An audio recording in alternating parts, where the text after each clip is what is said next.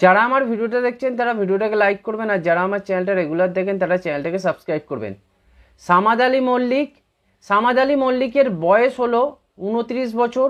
এই প্লেয়ারটা আই লিগে এই বছর খেলেছে মোহামেডানের হয়ে, এবং মোহামেডানের হয়ে বেশ কিছু ভালো ম্যাচ খেলেছে। কিন্তু সামাদ আলী মল্লিক আই লিগ খেলার সময় বেশ কিছু ম্যাচ খেলার পরে ইনজোর্ড হয়ে যায়, তাই আই লিগে সে পুরো সার্ভিস দিতে পারেনি মোহামেডানকে। 12খানা ম্যাচ খেলেছে এবং এই প্লেয়ারটা যথেষ্ট ভালো যতক্ষণ খেলেছে, কিন্তু তারপরে সামাদ আলী মল্লিক সেভাবে চান্স পায়নি চোটের জন্য।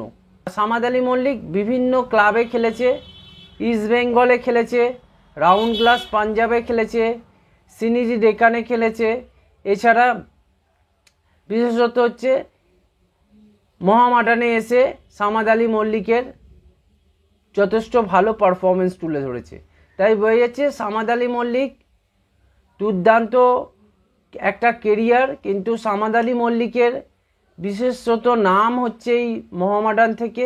আইএসএলে সামাদ আলী মল্লিক ইস্ট বেঙ্গলের হয়ে খেললেও কিন্তু সেই কোনো ম্যাচেই চান্স পায়নি। তাই জন্য বোঝা যাচ্ছে যে সামাদ আলী মল্লিক আইএসএল খেলার জন্য গেছিল ঠিকই, কিন্তু ইস্ট বেঙ্গলের হয়ে কোনো ম্যাচেই চান্স দেয়নি রবি ফাউলার। তার পরিবর্তে হিসেবে অন্য প্লেয়ারকে সে চান্স দিয়েছিল।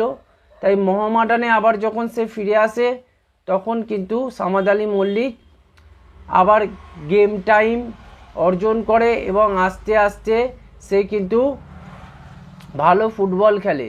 তাই বোঝা যাচ্ছে যে এই প্লেয়ারটা অনেক টাল মাটাল কাটিয়ে তবেই কিন্তু আজকের আইএসএলে আবার খেলার জন্য তৈরি হচ্ছে। একদিন আইএসএল খেলার স্বপ্ন হয়েছিল এই সামাদ আলী মল্লিকের ইস্ট বেঙ্গল জার্সিতে, কিন্তু সেটা হয়নি। তা আবার একটা সুযোগ এসেছে, সেটা হচ্ছে মোহামেডানের জার্সিতে।